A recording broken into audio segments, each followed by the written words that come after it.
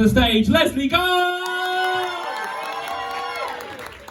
Thank you, Dan. Hi, I want to start obviously by wishing Dan a happy birthday. Yay. Happy birthday, Dan. 27, bless. I remember 27. Anyway, I thought about 27. It's his 27th birthday. We're doing this special gig. And the first thing that came to mind was the 27 Club. Some of you know what that is. The 27 Club is a group of famous people who all died at age 27. So you've got like Jimi Hendrix, Jim Morrison, Amy Winehouse, and then I thought that's possibly not appropriate for a birthday party. So I went and I looked online to find people who shared your birthday, because I thought that would be better, wouldn't it? And the first name I saw was Kurt Cobain. Also famously in the 27 Club. But I kept looking and it turns out there's a lot of them. Rihanna, Trevor Noah, he's pretty cool.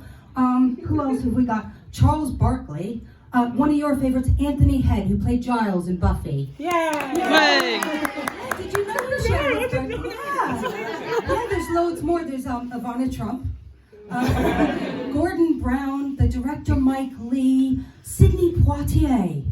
Basically, if you're famous and fabulous, or if you're Gordon Brown, you were born on February 20th.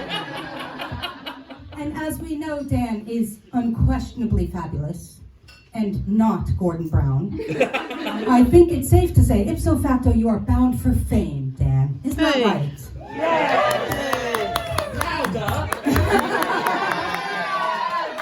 Thank you. So then I thought, what do you get for the man who has everything? And the only thing I could come up with really was laughter. So I hope you get a lot of laughter tonight, Dan. Also, laughter is free and I'm broke, so. And that got me thinking about the best presents I've ever got and the worst ones. And I probably shouldn't tell you this, but I really like giraffes. And the reason I shouldn't tell you this is when you tell people you like a particular thing like that, you get given a lot of them. I have no fewer than 14 giraffe Beanie Babies at home that have been given to me over the years. But the worst present I ever got was from a friend of mine years ago. She gave me this present that clearly came from the kind of shop where they sell like candle holders and dream catchers, right? It was in this little box and I opened it up and you could see it was this little resin statue, right? You know the sort of thing I mean. Yeah, like Sylvanian families, but creepier. And as I opened the top of the box and I could see it's a little baby giraffe statue and I thought, oh, that's really sweet.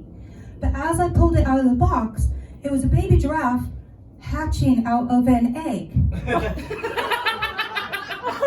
Like a dinosaur. And clearly the people who manufactured this monstrosity, the people who made it, and the stupid person who bought it for me did not realize that giraffes are mammals. They do not hatch out of eggs. The mind boggles. So that's the worst gift I ever got. So I hope you never get a giraffe hatching out of an egg.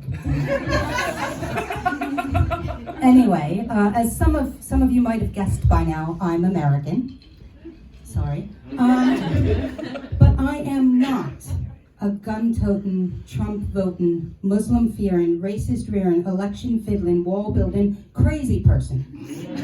I just want to get that out of the way straight away, in case you're wondering. And I don't know about the rest of you, but I'm kind of sick to the back teeth of politics. Yeah? Yeah, so for the next 5 minutes or so, I'm going to talk about politics. I think it's really important to be an informed citizen, right? Because otherwise, how are you going to argue with your mad Aunt Marilyn on Facebook? You're not just saying, okay, boomer, because that doesn't do it. You need to know what you're talking about. So in our house, we generally have on all the time the 24-hour rolling news channel, or as we call it, the shit show. Yeah? Because I think it is important to know what's going on, but it does get a bit much sometimes, doesn't it? There are times when I don't want to talk about politics.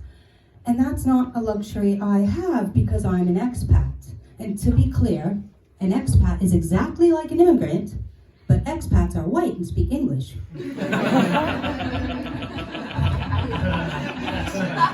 true. And as an expat, the moment I open my mouth, people know I'm not from here. And as an American, the idea that somebody might point at me and go, "You're not from around here, are ya?" fills me with terror. But it's fine, because we're not in the American Deep South, and besides, I'm white. So I'm fine. But there are people who would say I'm not white, because I'm Jewish. Yeah. And the sort of people who would say that, they know I'm Jewish because my last name is Gold, my nose looks like this, and my hair looks like this. And to these people, those are really clear signs that I'm a Jew. And there's two groups of people who know this: other Jews and people who hate Jews.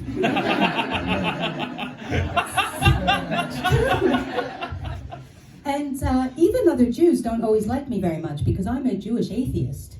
Yeah, so I'm a minority among minorities, except less so on the London comedy circuit, where we seem to be 10 to the penny.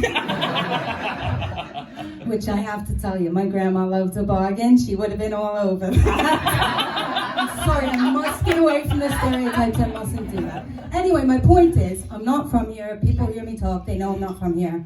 And that usually leads to a conversation about politics. And it starts innocently enough. They ask me, "Where are you from?" And I used to just answer. But these days I make them guess because that's more fun for me. And I've heard all kinds of interesting things. Usually I hear like Canada, Ireland, Australia. But my favorite one that I've heard so far was the woman who asked me if I was from Rhodesia. Yeah, Rhodesia. And I said, "No, I'm from the States. What made you say Rhodesia?" And she said, "Well, I did think you were American, but I didn't want to get it wrong and offend you." Rhodesia hasn't existed for 40 years, was founded on white rule, crashed and burned, and became the beacon of democracy we know as Zimbabwe. But she didn't want to offend me by asking if I was American. And to be fair, she's kind of got a point these days, because I can't get away from Trump for love or money. I mean, Boris fucking Johnson seems to think he's a suitable role model, which is terrifying. And honestly, this man appears on the shit show constantly, right? He generates more news stories in 15 minutes than most people would in a whole week's news cycle. Trying to keep up with Trump's news stories is like trying to keep up with a toddler, a hyperactive, overgrown, totally obnoxious toddler. And it's like he can't keep his tiny hands off his phone. He smears shit everywhere he goes. And if you didn't know better from his behavior, you'd assume he'd gotten into the cocaine. And the moment you mention Trump, you normally get these people who show their true colors. Yeah, some people do. Their true Daily Mail reading colors. Because that's when they say something like, "Oh, I don't know, at least he's got a handle on immigration. Unlike here where we let anyone in." They say, "To me." And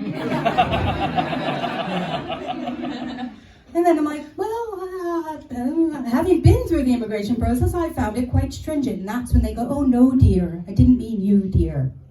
And that right there is the real difference between an expat and an immigrant. One last thing, and then I'm gonna go. You've got a lot of great comedians coming up tonight. I don't know if any of you had a chance to see the shit show today before you came out. But the latest news is that somebody has leaked the White House phone records. Yeah. And among many other interesting things, what they show is that every night before he goes to bed, Trump calls the Kremlin. He's got such a hard-on for Putin, that guy. It's like the classic long-distance relationship, right? Because they have to talk every night, but one of them is clearly way more into it than the other one. Right? And you can just see him, he's like, "Vlad, I had an awful day. Giuliani's going to be the fucking death of me. What am I going to do, Vlad? What are we going to do, Vlad?" And Vlad goes, "The same thing we do every day, Pinky."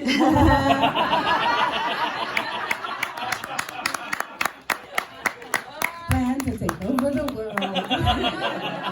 Thank you so much. Happy birthday, Dan. Leslie Gunn, everybody!